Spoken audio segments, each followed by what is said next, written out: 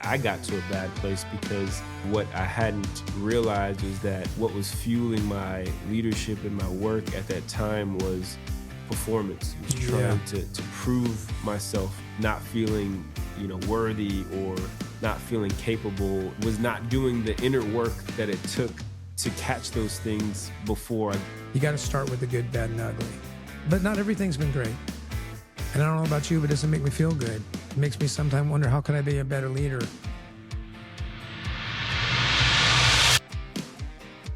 Hey, before we jump into the podcast, we want to thank all our donors and supporters who make the Today Count show possible. It's through your generosity that we're able to shape leaders through this content and this podcast. And be sure to like, subscribe, and follow wherever you find yourself coming across this content. All right, let's get to the podcast. What do you do when you're responsible for others, but you're not okay yourself? You can lead publicly, but you're still struggling privately. Today on the Today Count show, we're looking at what does it mean to lead through hard seasons. I'm your co-host, Winston Harris, joined by the man, the myth, the legend, Jim Piper. Jim, how are we doing today? We are doing very well. Excited about this podcast. This is a real one. Yeah. Right? They're all real, but this one is real. Home. This one's really, really, really real. This one can hit home for sure. And we just kind of want to look at, what potentially could be for some the facade of leadership. This concept that you kind of have to always have it all together. Leaders don't have bad days, and for the most part, there is this pedestal that we put leaders on. But man, there's real stuff that goes on behind the scenes for leaders, and just, some statistics here that kind of just frame what we're going to talk about, just the reality and the weight of leadership. It says 24% of executives report that their stress shows up as anxiety or depression. 55% of CEOs say they experience mental health issues in the past year, whether that's depression, burnout, anxiety. And this is an interesting one. 1 in 4 to 1 in 2 leaders are currently dealing with real mental health struggles. And so just this idea that, leaders struggle, leaders have bad days, leaders have this responsibility to be strong enough to lead others. But what does it look like when you have a bad day, a bad month, a bad year, a bad season? And, how do we walk through this? Forbes magazine says 70 to 75% of executives have considered quitting for better well-being. And so, maybe there's a leader out there listening today who, you're in that space. And hopefully what we share here today will be beneficial, will equip you, will strengthen you so that you can stay in the race, stay in the fight, and do what it is that you've been positioned to do in leading and serving and helping other people. But Jim, you have countless years of leadership experience. Can you maybe just help us frame this idea of leading through a bad day, bad season, hard moment? Sure. I wish my answer would be, man, I don't know anything about what you're talking about. But that would be, that'd be a lie. I guess I would start out with trying to inject some positive concepts in us, because I think that when I began the journey of leadership, I didn't even know I was on a journey of leadership. I was just doing what I was doing. And so the one of the concepts is so many things that are driving us are in our subconscious. And so a lot of leadership, as we say, starts with ourselves. So let's put it in a positive statement before maybe we start dealing with some of the symptoms, and then how to try to reverse those symptoms towards health. So these are just some really positive statements I think are encouraging. If we have a healthy leader, everybody benefits. If I'm healthy, everyone around me is going to benefit. If you're healthy, everyone around you is going to benefit. That seems to me like a really great positive motive to consider, because the other side of it is that most, and I don't have stats, but just what you have shared, I think justifies what I'm about to say. Every leader that I have the opportunity to serve and to come alongside, I just have to say it, they work harder on their job than they do on themselves. Yep. But yeah, hard seasons, difficult times.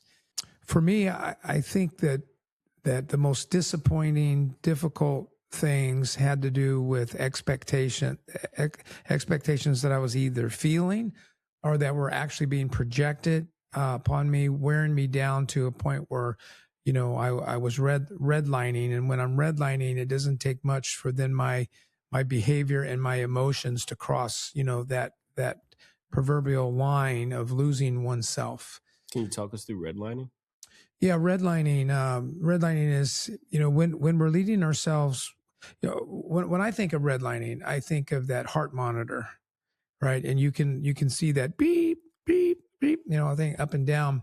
But we know that flatlining is not a good thing, but we also know in a lot of cases that when you're looking at that monitor and you see that little indicator going really shooting up really high, spiking.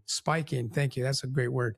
Spiking is that if it spikes over a certain line, you've kind of crossed that line. You lose it emotionally.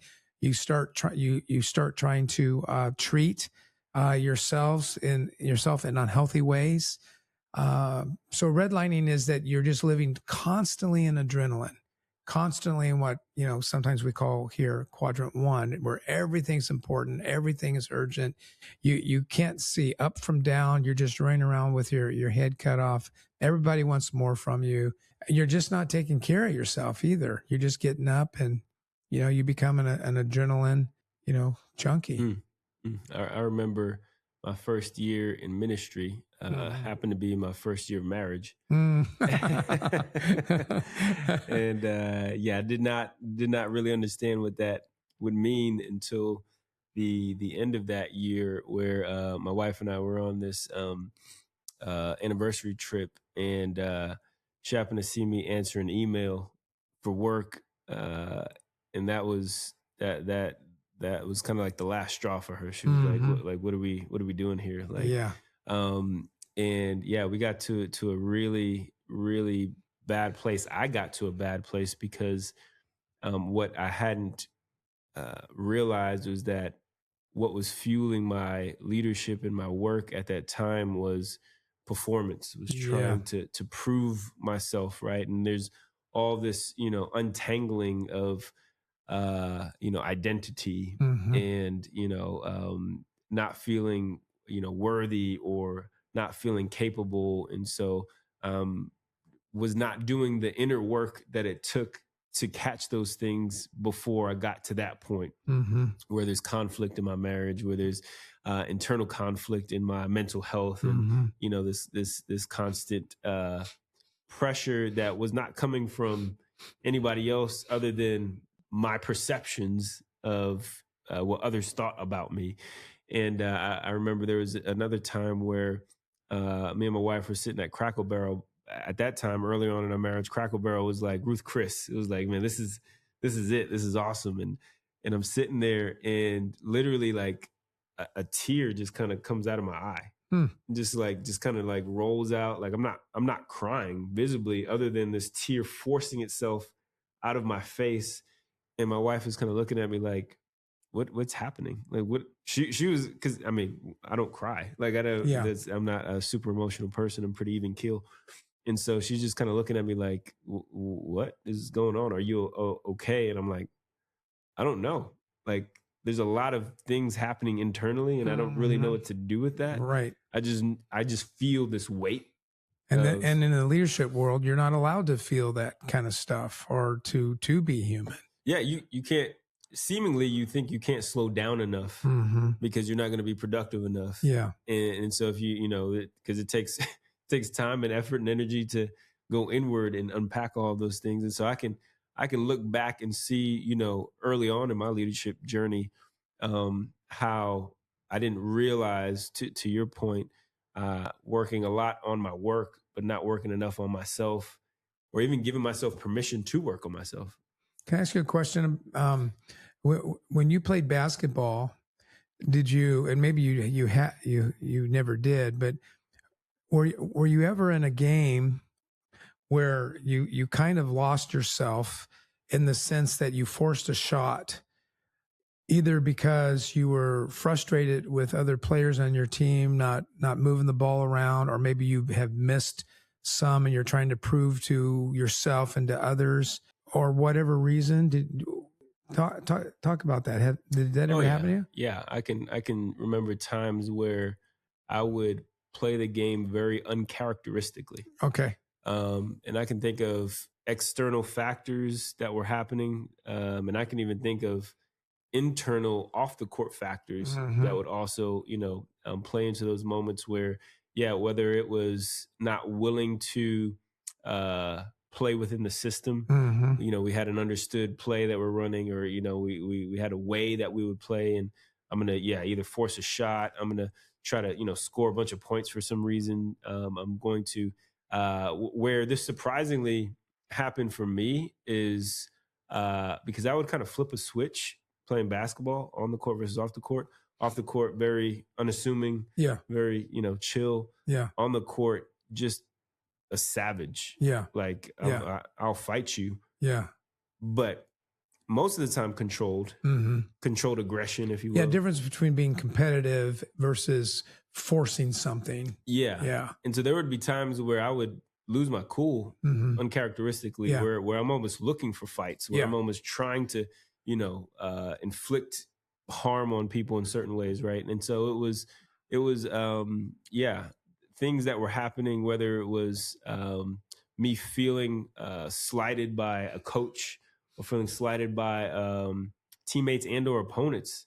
But also there would be times where there was stuff going on off the court, and I'm coming into the game and I haven't addressed those things, those emotions, those situations. And now I'm playing from that. Yeah, that's the redlining. That's what I'm talking about, Winston. It's like you either lose your sense of purpose, or you lose your approach to how your things. I was at a retreat this last weekend and with some leaders, and one of the things that we talked about, maybe this will help with your question, is that when we're a team member, we're always a leader in some capacity, but when we're at a place in our life where we're more of a team member than we are a team leader, we receive a lot of love and affirmations and accolades through personal performance. When you become a leader of people, where people are under your care and under your direction, it's a completely different world. But where a lot of leaders get themselves into trouble, where they go through difficult seasons, is that they never leave behind that teammate idea. They never leave behind that shooting guard mindset. They because that's what they're familiar with. That's where they get affirmation. That's where, so just keep shooting. But to be a leader of a team, you actually have to remove yourself from the team, and you have to look at the team like a father. You have to look at the team like a grandfather. You have to look at the team as a coach. You have to look at the team as a mentor. You have to look at the team as a physician. And you really can't be one of the boys. So one of the things that I see happening is that role confusion, which doesn't hurt immediately. But if you look at the history of sports, I don't know of any football coach who also played on the field. I don't know of any basketball coach that played. Maybe there was, but I know that there's been baseball managers who've also played, and it never worked. It never worked. They're just different things. So one of the things that does get us eventually into the kind of seasons you're talking about is simply, I could ask you this too. Were you ever in the court where you knew you yourself were trying to do too much? Yeah. Well, that's what gets leaders in these bad places. Not the only reason, but one reason is we try to do too much. Yeah. Yeah. What do you think, what from your experience has been a significant internal dialogue of the leader that is struggling mentally, struggling emotionally, having a hard season, but trying to continue to be competent, trying to keep up a good front for everybody, but that internal dialogue just keeps coming back, these intrusive thoughts, this this weight that's not necessarily related to the role itself. It's something different, because in my experience, even there's a difference between being anxious Mm-hmm. and adopting anxiety.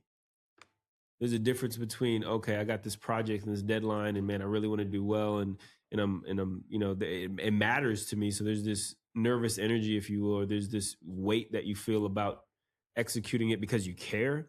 But then there's something totally different about this constant, perpetual, gnawing feeling, this emotion that's taking life out of you. There's in my experience, there's a difference between living in confusion and being confused. Being confused could be simply that you're looking at a problem and you see 3 possible solutions and you're not sure what to do. Well, that still tells me that you have detached yourself from the problem and you're examining the problem. That seems pretty healthy. But over time, when we don't take care of ourselves, we can't dissect ourselves out of the problem. We're all mixed up in the problem. So to be vulnerable, I think when I was younger, some of that internal dialogue was, do they like me? Don't they like me? Am I a good leader? What am I supposed to be doing? Maybe I should go over and give them a present. Maybe I should pat them on the back more. Maybe I should spend more time with them. Maybe I should ask them how I'm. It's when your insecurities have taken the driver's seat. So I think that when you have lost yourself in the sense of actually this, it's hard to explain. So I just got to say it, and then maybe I can make some sense out of it after I say it. When you care too much about what people think of you, you probably have lost your way. Of course, you're supposed to care what people think about you, but when it captures you and paralyzes you, and the reason why we need to work on our missions and our purpose is really clear is because they provide for us a compass. And a compass helps us go in the right direction versus a path that is in our proximity. So when we're confused, we simply take the path that's right in front of us. And then, 5 miles later, we go, how did I get on this path? Because we weren't walking by a compass. We were walking by only what we could visually see.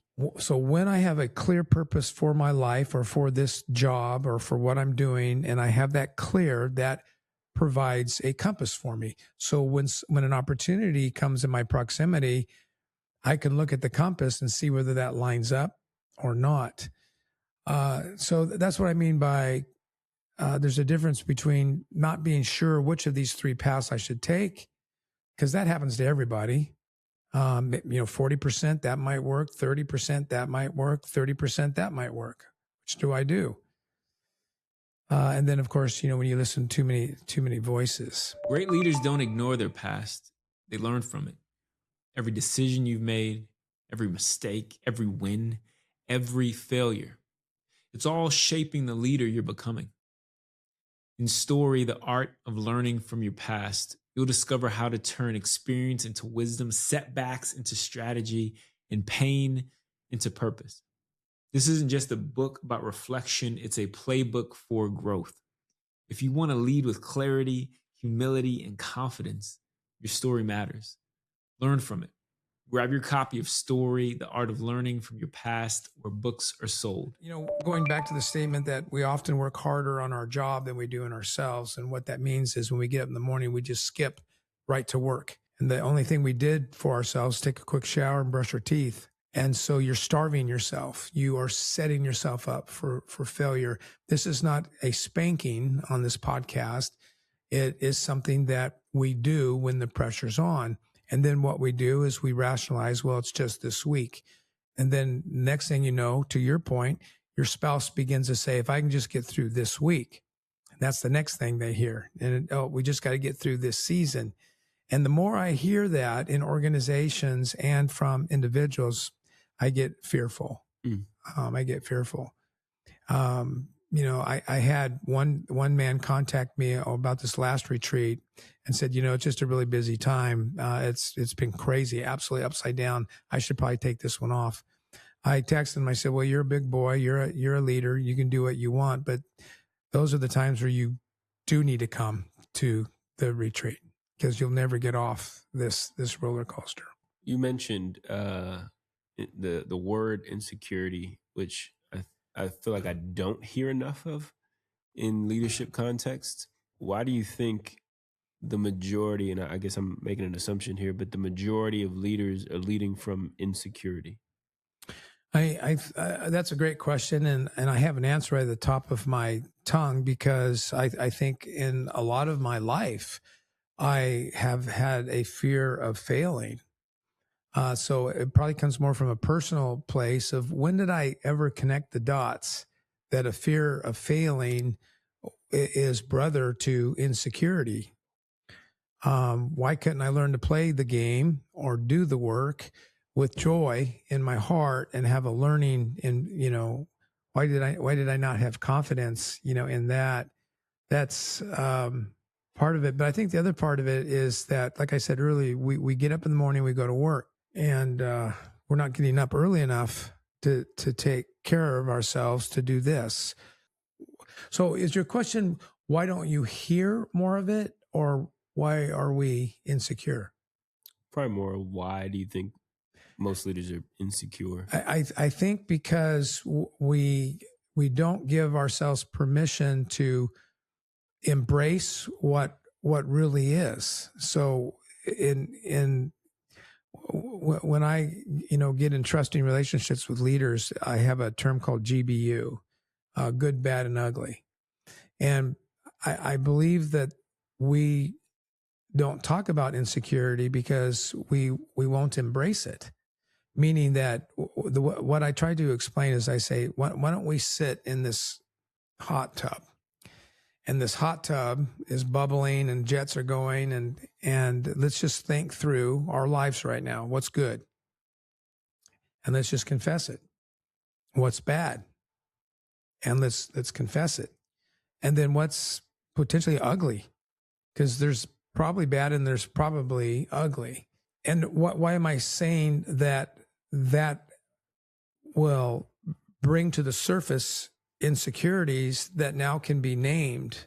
And when you can name your insecurity, when you can confess your insecurity, you actually gather support around you. Knowingly or unknowingly, people rally around that. And then when you can translate it, and you've heard me say this before, but when you can translate it, when you can name a season that you're going through, you can't just say we're going through a hard season. That doesn't say anything, but you have to give it a name. I'm going through a season of insecurity. You could actually say insecurity, and I might say, well, what do you mean by insecurity? Well, right now I feel lost. Okay, well, and what I would do is I would just keep asking questions until that person can come up with a word that really describes that season, that nails it. Because when you can describe the season with a word that is clear, you reduce the size of things. And then watch this, Winston. I think that the best communicators, that is their introduction. I think that if you're looking at your staff and you're giving a talk about where we're heading this quarter or where we're heading this year, you got to start with the good, bad, and ugly. You can say, hey, there's a lot of good things, that are going on. And you can say, Bobby over here ran his 5K. Good job. Let's give him a hand. Hey, we made our numbers, this week. I finally got that tooth replaced, and you go from fun to real good stuff, right? Winston had a second daughter, that's really fun. And then, but not everything's been great. And I don't know about you, but it doesn't make me feel good. It makes me sometimes wonder, how can I be a better leader? This happened and that happened. I take responsibility for that. And, because even the Bible talks about what happens in the book of James. It tells us that if we want to be healed, we have to confess. And it's a pretty pointed text. In fact, it's a text that is a bit controversial because it's kind of black and white. It says, if you want to be healed, you've got to confess your sins one to another. And so I think there's something spiritual in that the best of leaders are not doing. So they're hiding. And when you hide, you get sick and then ugly. And man, if you can't talk about the bad, then you're definitely not gonna be able to talk about the ugly. And the ugly is when everyone sits up and listens. Mm. After you say that, after you go through all that, and then the cat's out of the bag, and guess what? We have a human gathering here. And all of a sudden people feel more secure, believe it or not, sitting in that hot tub of good, bad, and ugly, because we're in it together. And this isn't about vision, but then the next step is, in light of all these things, what I think we can do together is this. Silence is always good after that comment. And then provide a little bit of direction. And I think we can move in that direction if we practice these 3 things. But part of it, going back to the very beginning of your question, is when we, the carnal side of us, meaning the flesh side of us, we're adding a little theology to our talk, the fallenness of us, the brokenness of us, God can use for amazing things if we hand it to him. Mm. But if we hold on to it, we just get sicker. And the reason why I think that's hard is because in every good leader, whether you're going to say it out loud or not, you believe you're here to fix things, to make things new. And so when you're struggling, it seems like you're a contradiction. Mm. But I think we lead in brokenness. And those are I wish I understood that when I was in my 20s, Winston. I wish I understood that. Did I have zeal? Was I zealous? Yeah. If I did confess, I probably confessed it to the wrong person or persons. And my timing was probably horrible, because it's probably more like a fit of rage than it did, a broken, a place from wisdom, or whatever. Yeah. One of the things that I kind of hear is that there is a level of humility required to even allow yourself to get to the framework that you just unpacked. You can't walk out the good, bad, and ugly without a level of just like, I am flawed. Acknowledging, to your point, whether, internal, it has to be internal first. Internally, I'm not okay, and giving yourself permission to not be okay. Versus, once again, this idea, wherever we've adopted it from, that I can't be okay. I don't have time to be okay. Not okay. I have to always be on. I have to always be ready. I have to always be performing. I have to always be competent and consistent, and outwardly, never showing any kind of weakness. And are we, saying to be over disclosing? No. But there is, to your point, a time and place where, okay, if I need help, where do I get the help, right? Do I seek out counseling? Do I seek out spiritual leadership? Do I, do the required exercises? We kind of touched on basketball and my basketball experience in college. And I often think about this idea that the best of any professional athlete, the best players don't just have a head coach. They have like specialty coaches, right? Kobe and Michael Jordan and these guys, the best of all time, they had shooting coaches and they had conditioning coaches, right? And so if these guys needed a specific coach for a specific thing, who are we to not need coaching, whatever coaching could look like, right? Just like we go get checkups at the doctor physically, what does that look like emotionally, spiritually, mentally? And obviously, that's the majority of what you do. And how often do you see maybe just the neglect on coaching? I can't tell you how many leaders tell me they don't read, and I don't understand it. I don't know that we've talked about a wall of gratitude in our podcast yet, but Peter Drucker, a guy by the name of Peter Drucker, is on my wall of gratitude. I've never met Peter Drucker. He's deceased now. But the books that he wrote had tremendous impact on my mental health. Scripture obviously had, but to hear it from a contemporary and to hear it in such profound ways. I think that, you know, I was different than the other kids that I grew up with. In some ways, they were smarter than me because they were more open to coaching. They seemed to seek out mentors. I didn't. I was this fiercely independent until the banking days, and then I began to realize. And some of it was forced on me by the bank. You know, that I had to join certain service clubs and these kinds of things. And I found some really good men there, gracious men, you know, that were helpful. And what I'm doing is I'm speaking to your point about, well, who can you talk to about this? I mean, one thing I would say is I said, yeah, that's the question, because if you want to work towards mental health as a leader, you need to have a board of directors, a personal board of directors. I'm not talking about your corporation, in your life that can handle your poison. If you have some people that worship you, you can't share anything with them because they're too fragile. If they're worshiping you, well, that's one problem right there. And you may not even realize who worships you.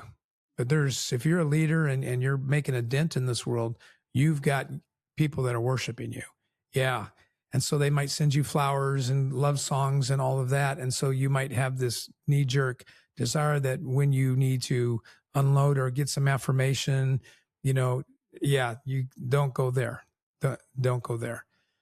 So that can end really badly for a lot of leaders, and we know that. Yes, sir. Yeah, because they can't handle. It's like that one movie. What was that movie where he was on the stand said, "You can't handle the truth." You remember what I'm talking about? Oh yeah, that was Jack Nicholson. Feel Good Men or something like that. Yeah. Yeah, I mean, everybody remembers that iconic, moment. You can't handle the truth. You can't handle the truth. Yeah, so that's that's a big deal. But I tell you, I don't know if people can see it or feel it in our conversation today. But I think in our conversations, there's tons of empathy. We're not preaching at you. We're not condemning you in any way. We're saying, yeah, we get it. We get it. And it's weird. It can happen. It's been happening to you for a while, but then one day you wake up and it's happened to you.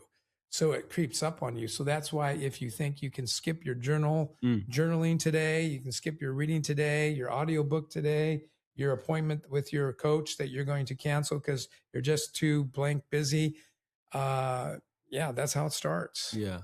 You mentioned in the Good, Bad, and Ugly, framework, this, need to confess, to experience healing. And I think, ultimately that's the desire, that's the goal. At some point, at some time, a leader is going to encounter a hard season, a bad day, a bad moment, and there's a level of healing that's going to need to take place to move forward. You're not going to outwork that situation. You're not going to stuff it down. It's not just going to improve on its own.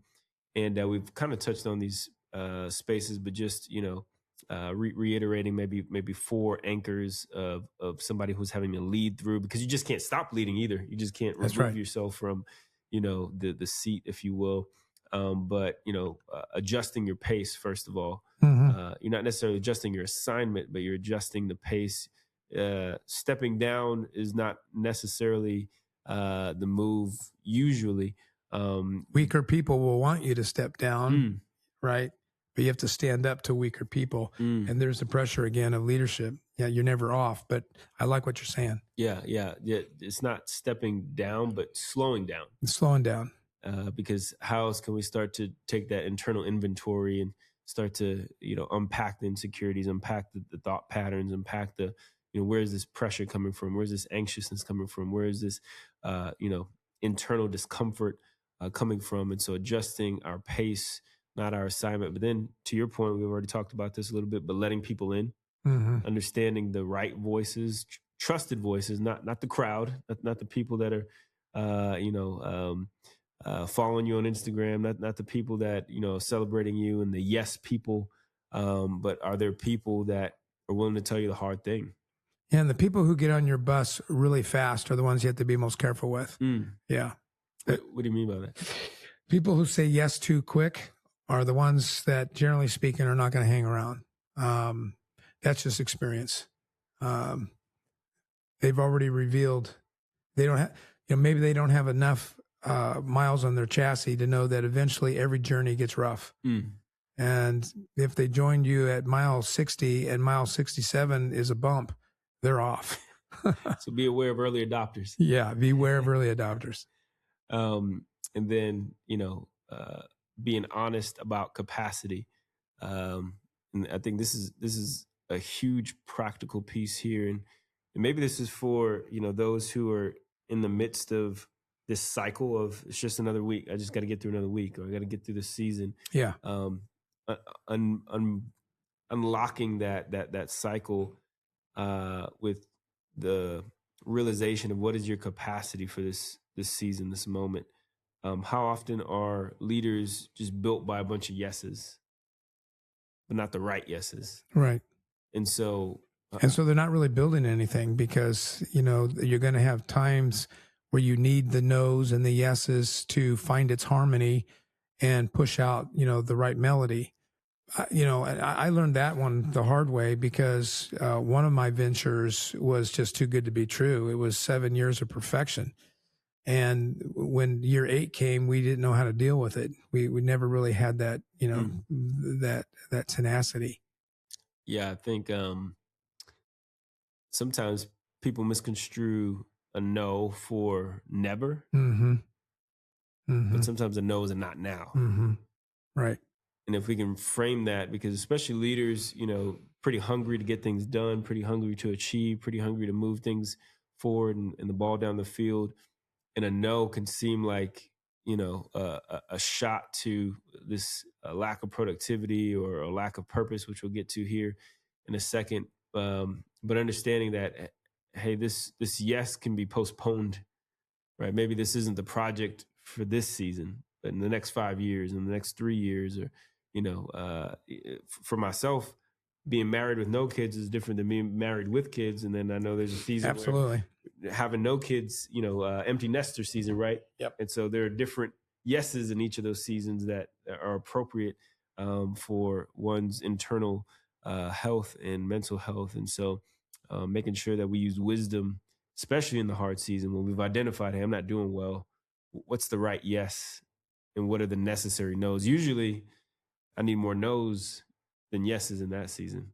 And then we get into staying connected to purpose. Lastly, even when passion feels low, can we fight for clarity?